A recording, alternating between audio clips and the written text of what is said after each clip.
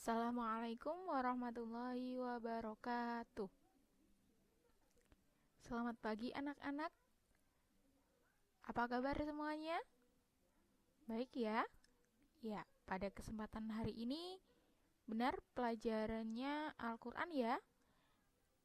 Ya, sebelum pelajaran dimulai, kita buka bersama dulu dengan bacaan doa. Basmalah saja. Bismillahirrahmanirrahim. Baik, pada kesempatan kali ini kita akan belajar tentang seputar manusia, yaitu seputar tugas dan fungsi manusia yang mempunyai dua kedudukan, yaitu sebagai hamba dan sebagai khalifah di bumi. Sebelum dilanjutkan, Ibu mau menanyakan dulu nih, apa yang anak-anak ketahui tentang manusia? Siapakah manusia itu? Bagaimana manusia dilahirkan? Apa sih tugas dan fungsi manusia di bumi ini? Ada yang sudah tahu? Belum? Baik, kalau belum, kita coba lihat materi yang sudah Ibu siapkan. Untuk mengetahui sebenarnya apa tugas dan fungsi manusia di bumi, maka dalam kesempatan kali ini Ibu akan menjelaskan mengenai siapa manusia, bagaimana manusia dilahirkan, dan apa sebenarnya fungsi dan tugas manusia sebagai khalifah di bumi. Dan materi kita pada kesempatan hari ini adalah tugas dan fungsi manusia sebagai hamba dan khalifah di bumi. Dalam pembelajaran kali ini, anak-anak diharapkan setelah mendapat materi, maka anak-anak bisa menjelaskan tugas dan fungsi manusia sebagai hamba sekaligus sebagai khalifah di bumi. Selain itu, anak-anak juga mendapat materi ini diharapkan untuk dapat menyebutkan ayat tentang tugas dan fungsi manusia sebagai hamba dan khalifah di muka bumi. Jadi tidak hanya sekedar mengetahui makna dan definisinya saja, tetapi juga mengetahui serta menyebutkan ayat sebagai dalil naklinya. Lalu bagaimana penerapannya? Dan dalam pembelajaran ini juga, anak-anak diharapkan mampu menyebutkan aplikasinya dalam kehidupan sehari-hari sebagai seorang manusia yang punya dua kedudukan sebagai hamba dan sebagai khalifah. Jadi, itu tadi kompetensi dasar dan standar kompetensi yang diharapkan dari materi kali ini. Nah, yang pertama kita lihat tentang asal-usul manusia. Bahwa di dalam Al-Quran, sebagai kitab suci kita, dijelaskan mengenai asal-usul manusia, dan ayat ini dapat kita lihat dalam Al-Quran surat Al-Mu'minun ayat 12. Yang sudah punya buku panduan, sudah ditemukan, ketemu ya? Baik, mari kita baca bersama-sama. Baca ta'awud, kemudian baru dibaca ayatnya. A'udzu billahi minasy syaithanir rajim. وَلَقَدْ خَلَقْنَا الْإِنسَانَ مِنْ سُلَالَةٍ مِنْ طِينٍ. Artinya, dan sesungguhnya kami telah menciptakan manusia dari suatu saripati berasal dari tanah. Manusia diciptakan Allah dari saripati tanah, sehingga jika diruntutkan pada kisah awal penciptaan Adam, maka ini sangat rasional. Karena Adam sebagai manusia sekaligus nabi pertama diciptakan Allah dari tanah. Dan ini juga yang membedakan antara manusia dengan makhluk Allah yang lainnya.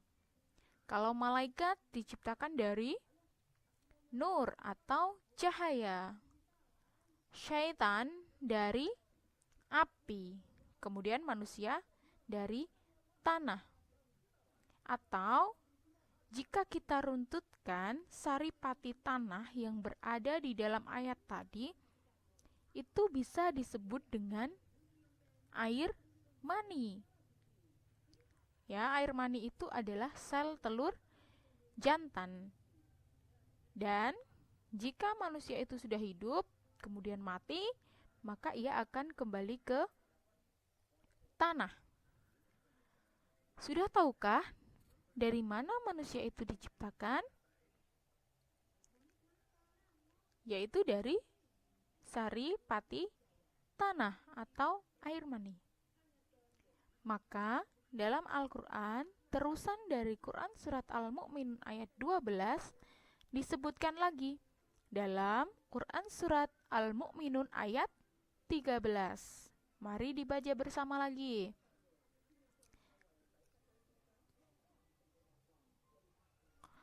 Tsumma ja'alnahu nutfatan fi qararim makin. Maka di dalam surat tersebut dan ayat tersebut disebutkan bahwa saripati tanah atau air mani itu disimpan di tempat yang kokoh atau rahim. Sebagaimana kita ketahui bahwa dalam pembahasan tadi manusia diciptakan dalam bentuk asal saripati tanah yang kemudian diperjelas dengan ditanamkan dalam rahim sehingga terjaga di sana.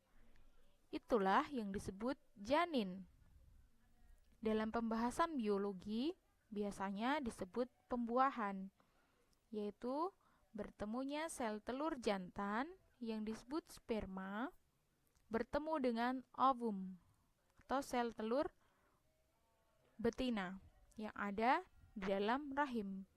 Kemudian terjadilah janin atau calon anak. Ini adalah bukti rasionalitas. Monggo. Ini adalah bentuk rasionalitas Al-Quran yang bisa kita terima dari ayat ke ayat menjelaskan tentang penjelasan ayat yang sebelumnya. Nah, dari sini ada yang mau ditanyakan? Kalau belum, Ibu akan lanjutkan lagi materi pelajaran kita kali ini mengenai tugas dan fungsi manusia sebagai hamba dan khalifah di muka bumi. Setelah sel telur dan sperma atau air mani tadi bertemu dalam pembuahan, gitu ya, bertemu dalam proses pembuahan, sehingga janin terbentuk, yaitu berupa gumpalan darah. Kemudian lambat laun gumpalan darah itu menjadi gumpalan daging yang terus tumbuh dan membesar.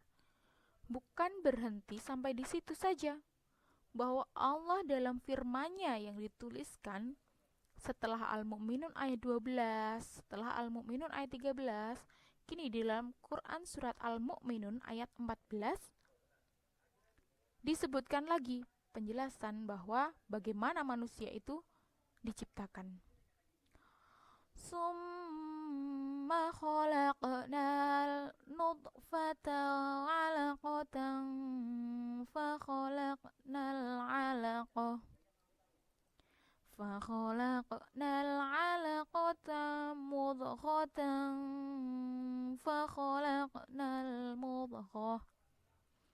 فخلقنا المضغة عظاما فكسونا فكسونا العظام لحما ثم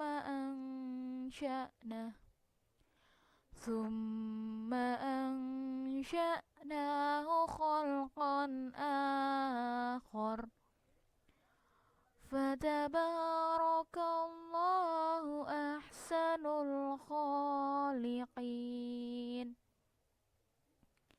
Manusia yang masih dalam bentuk daging, bertulang, kemudian Allah menjadikan kita dalam bentuk lain yang seperti sekarang gitu ya. Ada mata, ada telinga, ada tangan, ada kaki, ada rambut, dan lainnya. Maha besar Allah dengan yang Ia ciptakan. Dari ketiga ayat tersebut dapat ditarik kesimpulan bahwa asal manusia adalah saripati tanah dan disimpan dalam tempat yang kokoh, yaitu rahim, sehingga air mani ini bertemu dengan sel telur dalam rahim dan menjadikannya janin, sehingga ia dilahirkan dalam bentuk yang sempurna. Lalu akan muncul bagaimana manusia dilahirkan, keadaannya seperti apa, begitu ya. Nah, manusia dapat melihat dunia, menghirup udara. Hal itu tidak sekonyong-konyong terjadi begitu saja. Akan tetapi, manusia perlu keluar dari tempat kokohnya atau rahimnya. Nah, bagaimana manusia itu dilahirkan? Jawabannya ada dalam Quran surat An-Nahl ayat 78. Wallahu akhrajakum min butuni ummahatikum la ta'lamuna syai'an wa ja'ala lakumus sam'a wal absar وَجَعَلَ لَكُمُ السَّمْعَ وَالْأَبْصَارَ وَالْأَفْئِدَةَ لَعَلَّكُمْ تَشْكُرُونَ. Yang menjelaskan tentang kelahiran manusia, yaitu manusia dikeluarkan dari perut seorang ibu dengan ketidaktahuannya, tidak mengerti satupun hal, yang kemudian Allah membekalinya dengan pendengaran, penglihatan, dan hati agar kita bersyukur. Sudah selayaknya kita bersyukur kepada Allah bahwa betapa kasih dan murahnya Allah membekali kita dengan penglihatan, sehingga kita bisa melihat dunia, kita bisa melihat wajah kawan-kawan kita yang cantik dan ganteng, melihat pemandangan yang hijau, kemudian bisa melihat langit yang biru. Allah memberi kita telinga untuk mendengar suara burung, suara ibu dan ayah kita, suara mesin, suara petir, dan lainnya. Allah memberi kita hati sebagai pengendali diri kita, membedakan mana yang baik dan mana yang buruk, mengontrol akhlak kita, dan lain sebagainya. Untuk apa Allah menjadikan itu semua? Dalam akhir ayat ini kan disebutkan bahwa agar manusia bersyukur atas nikmat dan karunia Allah yang telah Ia berikan kepada kita. Bersyukur kita diberikan nikmat melihat, mendengar, dan merasa, nikmat yang selalu kita gunakan dalam hidup. Dan itu harus selalu kita syukuri karena kita diciptakan Allah dengan keadaan yang sebaik-baiknya. Ahsanu taqwim, bentuk yang sebaik-baiknya. Setelah kita semua tahu bagaimana manusia diciptakan dan bagaimana keadaannya sewaktu dilahirkan, maka kita akan belajar mengenai tugas manusia. Kalau sudah lahir mau ngapain? Gitu ya. Mau diam saja, hanya hidup, berpangku tangan, mau jadi apa, mau melakukan apa tidak ada tujuan-tujuan lain gitu ya, kenapa manusia itu diciptakan? Maka jawabannya adalah dalam Al-Quran surat Al-Baqarah ayat 30. Wa idza qala rabbuka lil malaikati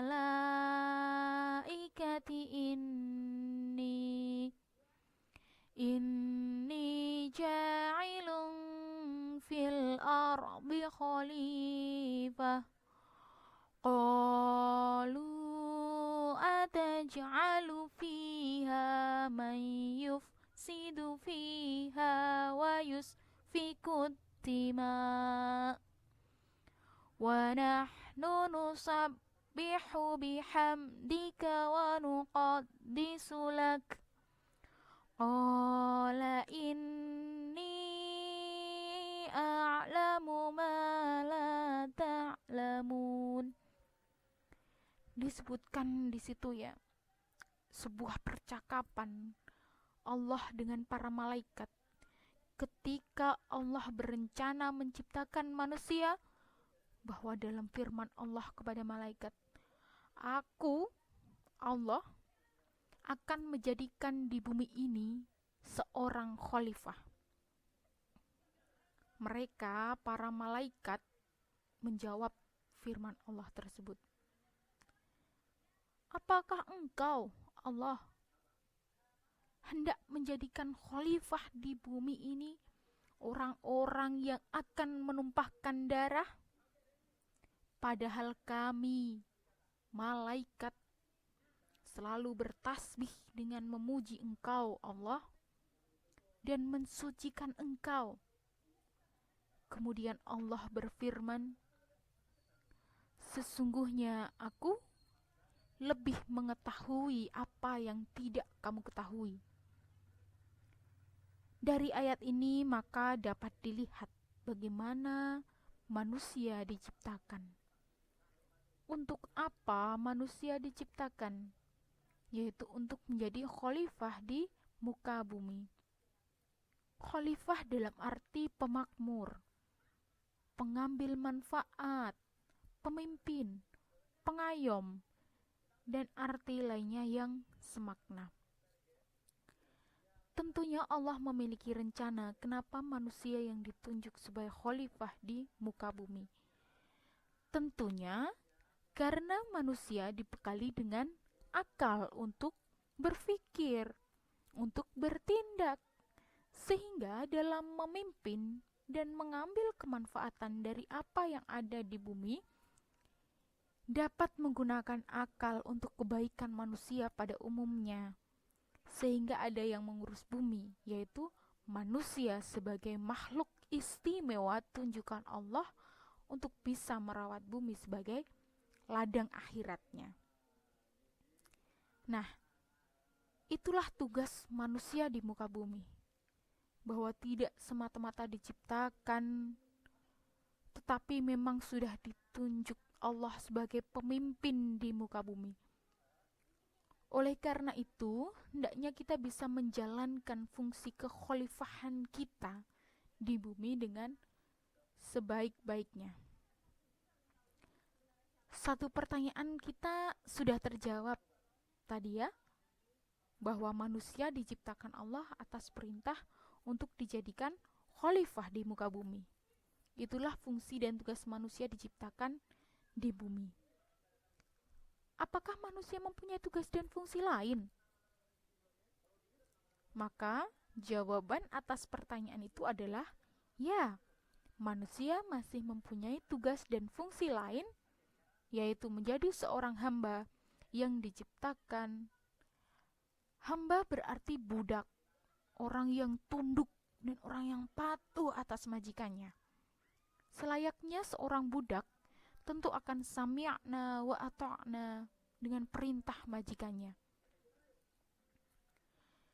Jika manusia sebagai hamba, maka Allah sebagai Tuhannya. Dan dalam Al-Quran surat Az-Zariyat ayat 56 ini disebutkan,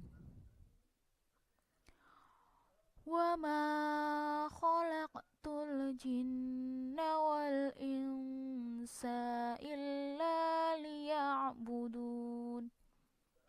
Yaitu disebutkan firman Allah bahwa dan aku Allah tidak menciptakan jin dan manusia melainkan supaya mereka mengabdi kepadaku.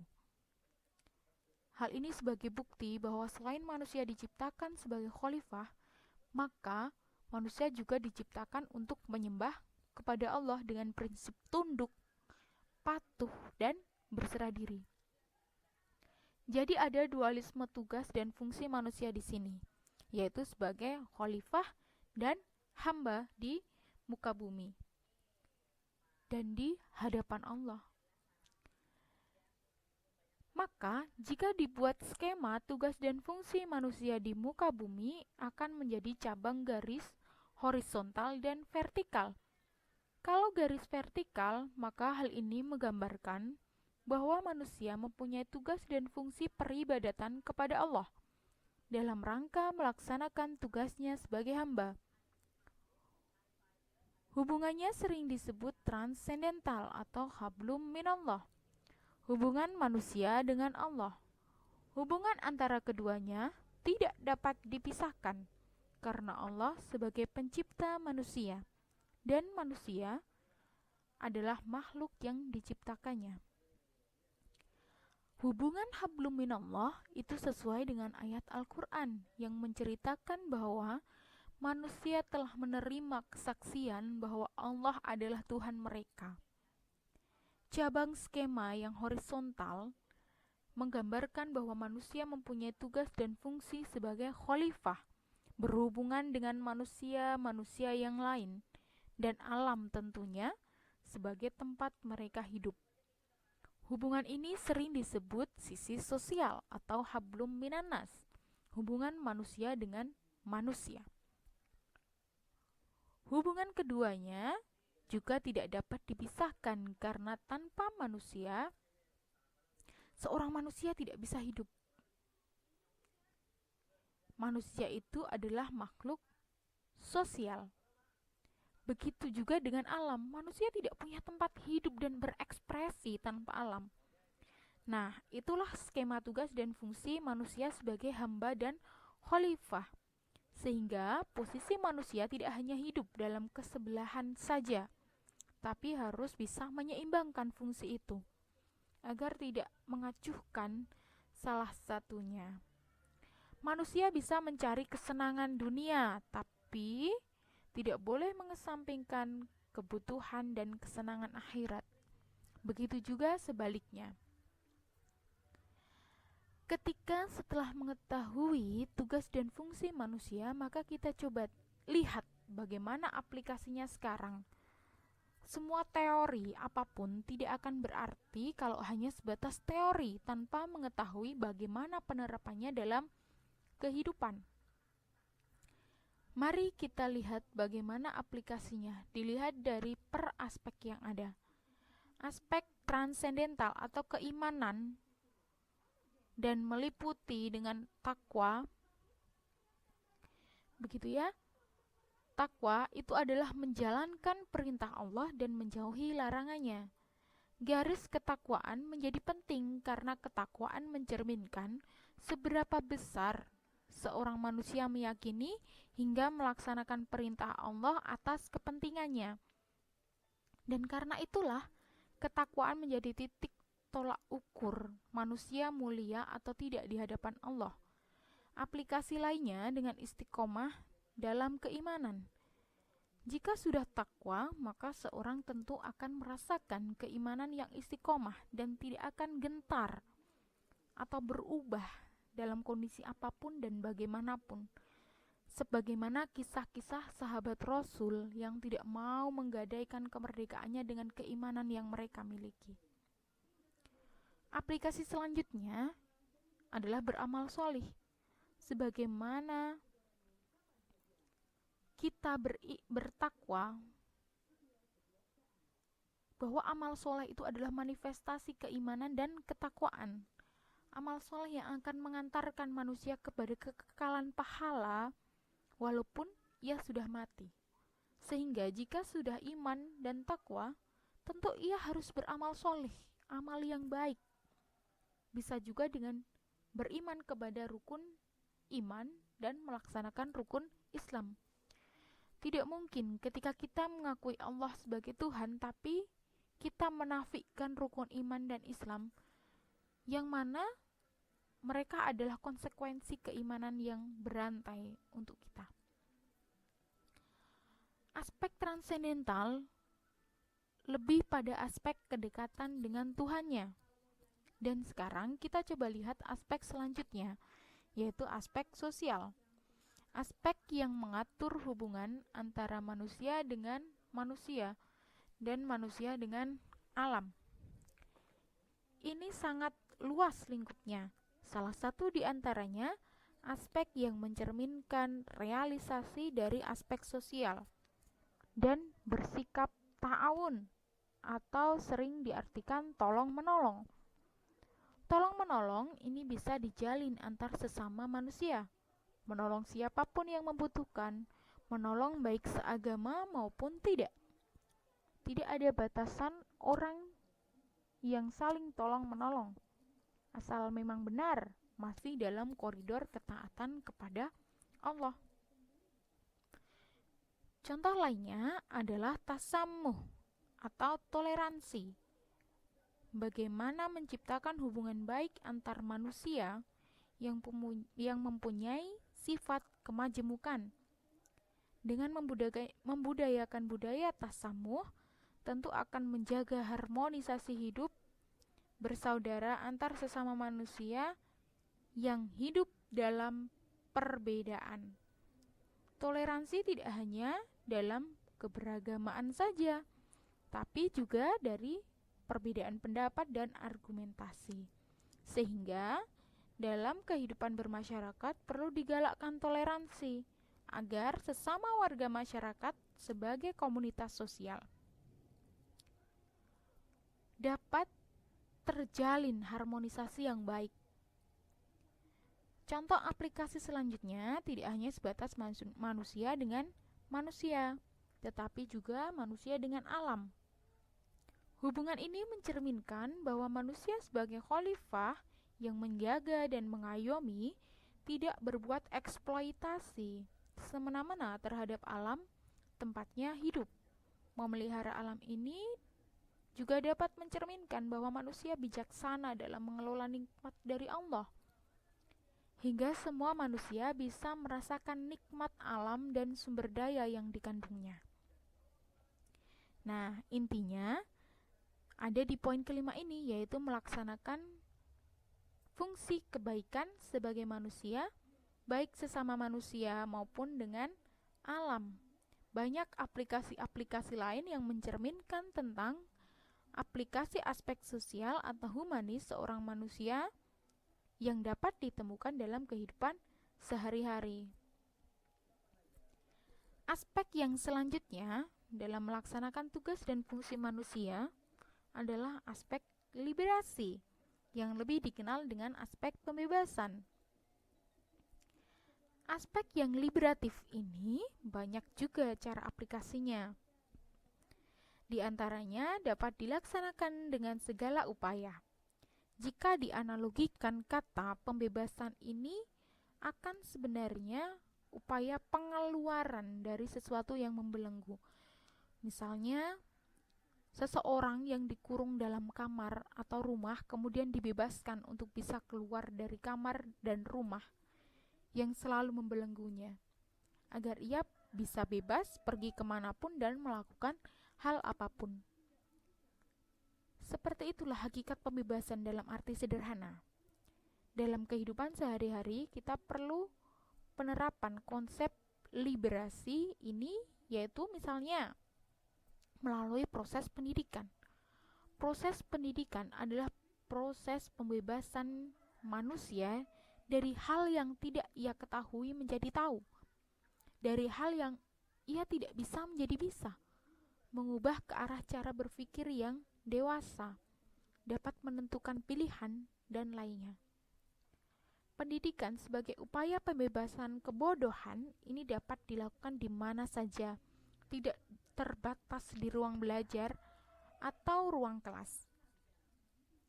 Pada dasarnya, pembebasan kebodohan ini adalah upaya memberitahu sehingga yang ia beritahu dapat bersikap seperti harapan kita, termasuk penanaman nilai.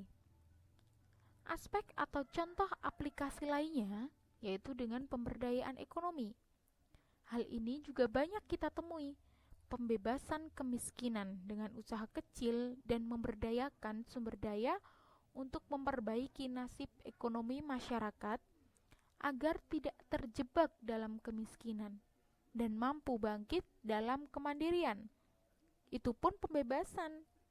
Nah, pembebasan yang bisa kita lakukan adalah pembebasan dalam hal pelaksanaan kegiatan, saling menasihati dalam kebaikan.